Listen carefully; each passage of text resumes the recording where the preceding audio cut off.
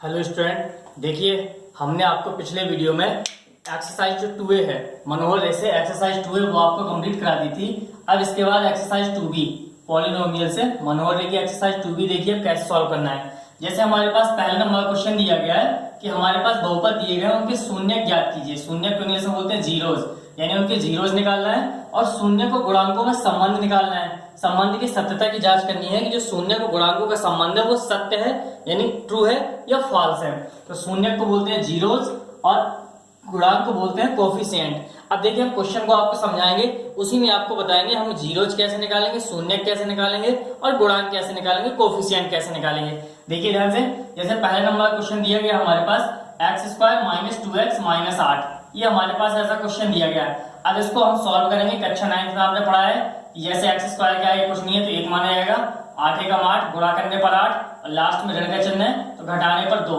ऐसी दो संख्याएं गुणा करने पर 8 और लास्ट में माइनस के चिन्ह है तो घटाने पर 2 आना चाहिए। तो आपको मालूम है 4 दूनी 8 और 4 में से 2 घटाएंगे तो 2 बच जाएगा, यानी ये मिलेगा एक्स स्क्वायर माइनस और इस 2 को लिख दिया हमने 4 माइनस 2 और ये ब्रैकेट बंद कर दिया, एक्स जो तो लिख दिया माइनस और ये 8 जो तो लिख दिया। अब x का हम यहाँ पे अंदर गुणा कर देंगे तो ये लिखा हमने एक्स स्क्वायर, एक्स गुणा यहाँ पे किया तो 4x और फिर इसके बाद माइनस के गुणा प्लस में किया तो माइनस के गुणा माइनस में करेंगे प्लस हो जाएगा, x के गुणा 2 में करेंगे तो 2x हो जाएगा, माइनस 8 जो तो नोट कर लिया। अब इसके बाद हमने इन दोनों में कॉमन निकाल लिया, x को x कॉमन ले लिया तो यहाँ पे हो जाएगा x, यहाँ पे बचा x माइनस और ये x बाहर चला गया तो यहाँ पे बचा 4, फिर प्लस इन दोनों में कॉमन लिया हमने 2 तो ये बचा x माइनस और 2 का भाग 8 में देंगे, यहाँ हो जाएगा 4। ठीक है, अब आप देख रहे हैं x माइनस 4 यहाँ पर भी है, x माइनस 4 यहाँ पर भी है। तो एक बार हमने कॉमन ले लिया x माइनस 4, दूसरे ब्रैकेट में बचेगा यहाँ से x प्लस 2, ये हो जाएगा x प्लस 2। अब इसके बाद हम इसको सॉल्व करेंगे। देखिए यहाँ तक तो आपने कक्षा 9 में पढ़ा है। अब इसके आगे देखिए हाई स्कूल में हमें किस प्रकार से इसको सॉल्व करना है। फिर हम लिख दिए यदि पहला ब्रैकेट लेंगे तो दूसरा ब्रैकेट छोड़ देंगे और दूसरा लेंगे तो पहला ब्रैकेट छोड़ देंगे और इसको 0 के बराबर में रखते हैं। ठीक है, तो हमने लिख दिया यदि x minus 4 is equal to 0, तो माइनस का 4 इस तरफ जाएगा तो प्लस का 4 यानी x बराबर हो गया 4 और फिर लिखेंगे, अब लिख देंगे हम यदि x प्लस 2 सेकेंड वाला ब्रैकेट लेंगे तो फर्स्ट को छोड़ देंगे, x प्लस 2 बराबर 0, तब x बराबर हो जाएगा माइनस का 2, प्लस का 2 उस तरफ जाएगा तो माइनस का 2 यानी x बराबर हो गया माइनस 2। यानी समीकरण को सॉल्व किया तो इसके 2 आंसर मिल गए। जितने आंसर आते हैं उसको बोलते हैं शून्यक, इंग्लिश में बोलते हैं जीरोज। ठीक है, तो हमने दिया कि हमारे पास बहुपद की जो शून्यक हैं वो कितने हैं, 4 और माइनस 2, एक हो गया 4 दूसरा हो गया माइनस 2। इसी को हम बोलते हैं कि जब हमने किसी बहुपद को सॉल्व किया तो उसके जितने आंसर आए वो उसके शून्यक कहलाते हैं। उसी को हम कह सकते हैं कि वो उसके मूल भी हैं। ठीक है, तो हमने मान लिया कि माना इस बहुपद के 2 मूल अल्फा और बीटा है, तो हमने अल्फा को मान लिया 4 और बीटा मान लिया माइनस 2। अल्फा मान लिया हमने पहला मूल 4 और बीटा मान लिया माइनस 2। अब इसके बाद हमसे ये भी कहा गया था कि शून्य का गुणांक, यानी हमने शून्य तो निकाल लिया, कोफिशिएंट बचा, इन दोनों में संबंध की सत्यता की जांच करना है कि जो संबंध है वो करेक्ट है कि नहीं है। अब देखिए फिर इसके बाद क्या किया कि हमारे पास जो बहुपद दिया गया था वो हमने बहुपद यहाँ पे नोट कर लिया। ये हमारे पास बहुपद था तो हमने लिख दिया x square minus 2x minus 8। अब यहाँ पर क्या है, देखिए हम एक सिस्टम बेस पे करा रहे हैं, अगला सवाल शॉर्ट पे आपको करा देंगे। तो यहाँ पर देखिए हमने जो द्विपद का मानक समीकरण लिखा ax square plus bx plus c बराबर 0, इससे हमने जो हमारे पास बहुपद दिया गया था इसका कंपेयर किया कि x square plus bx plus c बराबर 0 से कंपेयर कर दिया। एक्स स्क्वायर का आगे कुछ नहीं है तो 1 माना जाएगा तो a बराबर हो गया 1 b। यहाँ पे देखिए x मान लीजिए ये है और x से x गायब हो गया तो b बराबर बचा माइनस का 2। ठीक है, तो b हो जाएगा माइनस का 2 और c, यहाँ पे c और 8 के आगे माइनस है तो c बराबर हो गया माइनस का 8। तो a b और c के मान निकालिए, यही कहलाते हैं कोफिशिएंट। ठीक है, अब हमने एक बार शून्यक निकाल लिया, कोफिशिएंट निकाल लिया, अब इनमें संबंध निकालेंगे। तो हमने एक फॉर्मूला पढ़ा है कि तब मूलों का योगफल, मूलों का योग addition of root alpha plus beta, ये होता है सूत्र माइनस का b बटे। अब अल्फा का मान यहाँ पर हमारे पास 4 है, अल्फा की जगह पर 4 रख दिया तो प्लस का चिन्ह लगाएंगे, और बीटा का मान यहाँ पर हमारे पास माइनस 2 है तो माइनस 2 रखेंगे तो माइनस थोड़ा प्लस में होगा तो माइनस का बचेगा, यहाँ हो जाएगा 4 माइनस 2 बराबर माइनस का b बटे, b का मान आया माइनस का 2, माइनस 2 ये लिखा और आगे सूत्र के अनुसार माइनस है तो माइनस लगा दिया बटे a का मान यहाँ पर 1 था, 1 नीचे लिख दिया, 4 में से 2 गए, ये बचा 2 और माइनस का माइनस में किया प्लस 2 बटे 1 का भाग 2 में देंगे 2 आ जाएगा। यानी लेफ्ट हैंड साइड बराबर राइट हैंड साइड के है। ठीक है, LHS बराबर RHS आना चाहिए, तभी हमारा संबंध सत्य हो गया।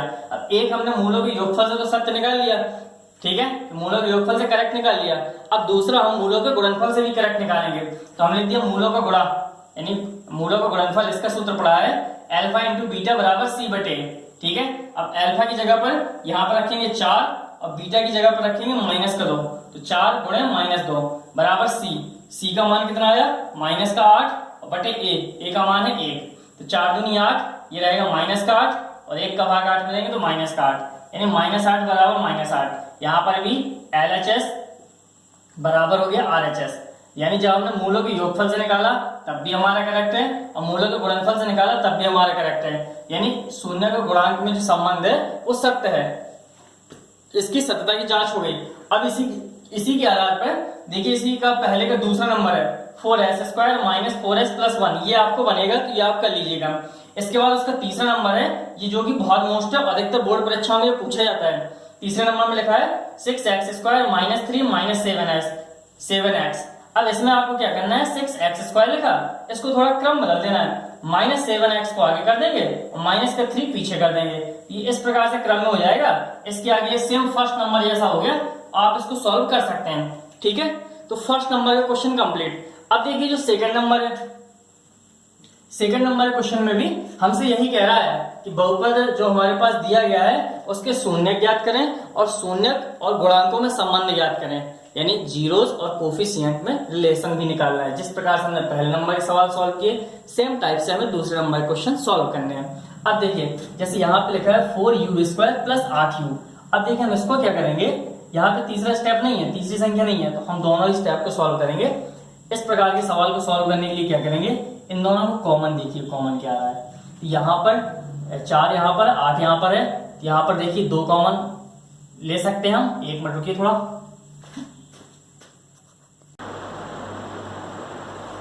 हाँ देखिए स्टूडेंट, हमने यहाँ पर 2 ले लिए तो कॉमन, हम डायरेक्ट यहाँ पर इन दोनों में 4 भी ले सकते हैं कॉमन।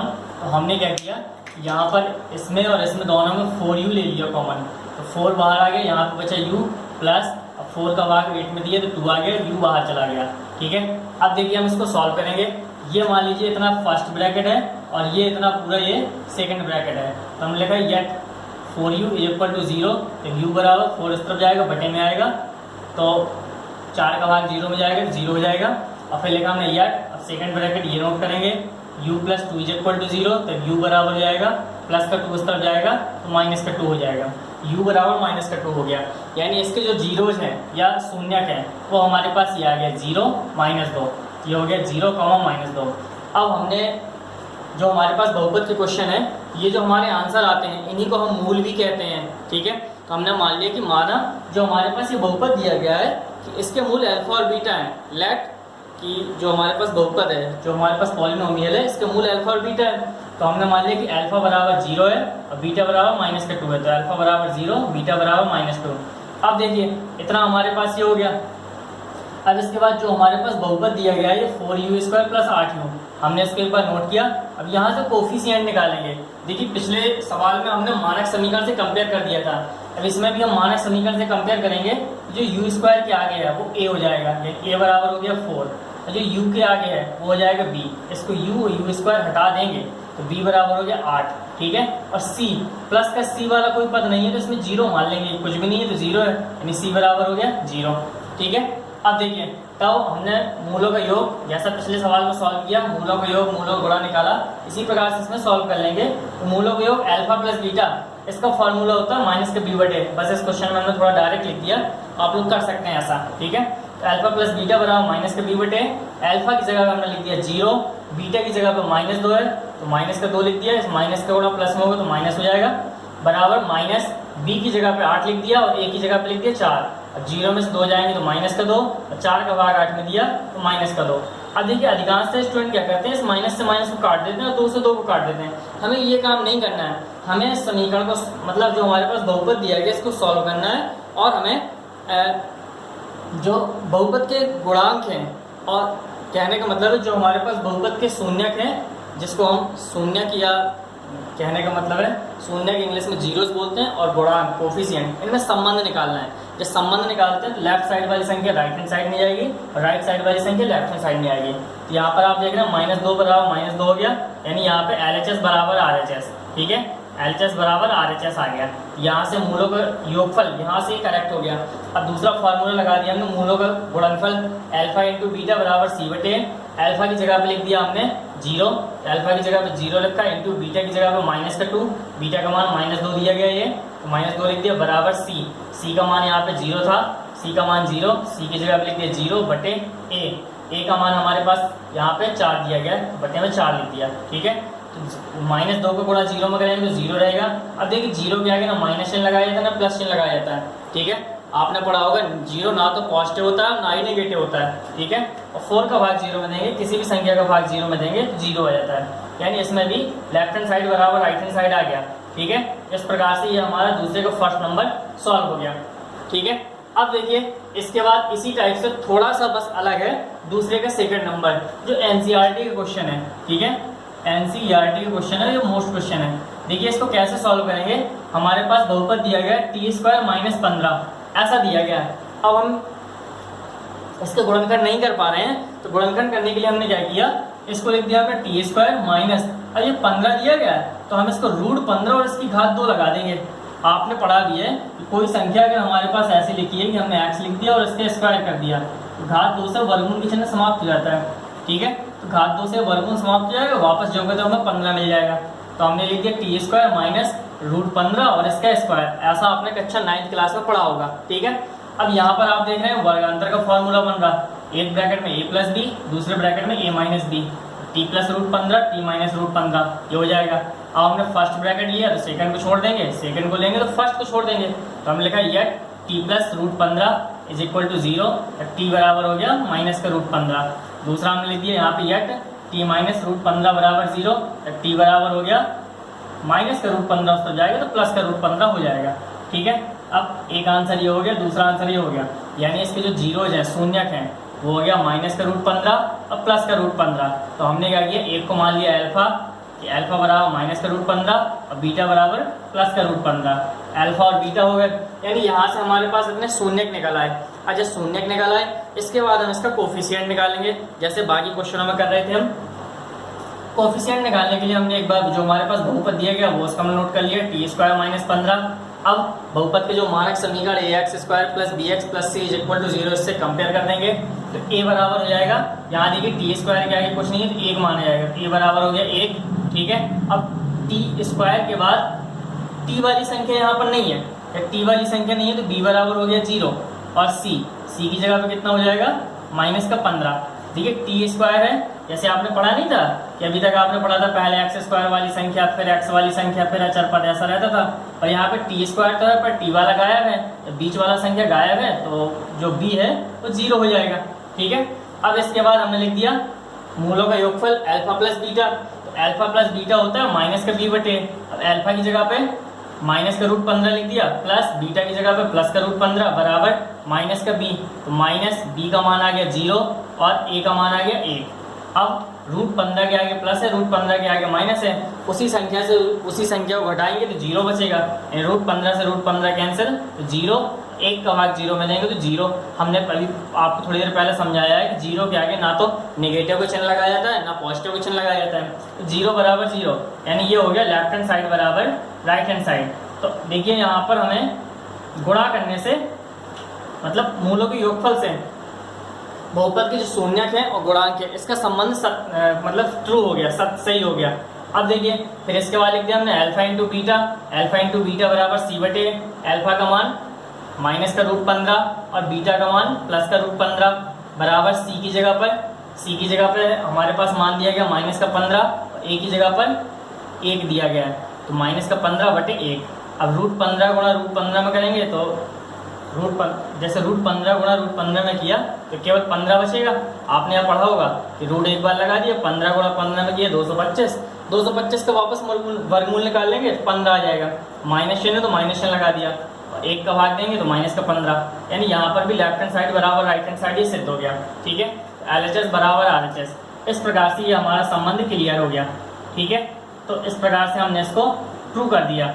कि जो मूलों का मतलब हमारे पास जो बहुपद दिया गया था उसके शून्यक और कोफिशिएंट यानी शून्यक और गुणांक इनमें संबंध सही आ गया। अब इसके बाद देखिए इसका जो तीसरे नंबर क्वेश्चन है ये लिखा हमने 3x² माइनस एक्स माइनस 4, ये आप लोग सॉल्व कर सकते हैं। और इसके बाद जो दो क्वेश्चन हमने ये दिए हैं 2x² प्लस 5x माइनस 12 और x² प्लस 7x प्लस 10, ये NCERT की बालाजी की किताब से हमने दिए हैं, ये आपको सॉल्व करना है। ठीक है, तो देखिए जो इस प्रकार से हमने सवाल आपको 3 वैरायटी के सवाल समझा दिए हैं, तो इतना आप सॉल्व कर सकते हैं। इसके आगे से हम कल आपको नया मतलब कि इसके आगे अगला टॉपिक जो है कल हम आपको समझाएंगे। ठीक है, इतना आप लोग कर लीजिएगा। और देखिए हमारा एक बार आपसे फिर निवेदन है या फिर हम आपसे रिक्वेस्ट कर रहे हैं कि आप लोग हमारे चैनल को सब्सक्राइब जरूर कर लीजिएगा और लाइक कर दीजिएगा। देखिए इससे क्या होता है हमारा कॉन्फिडेंस बढ़ता है और इस प्रकार से आपका भी तैयारी होती जाएगी साथ साथ और हमारा भी कॉन्फिडेंस बढ़ेगा। ठीक है, थैंक यू सो मच, धन्यवाद।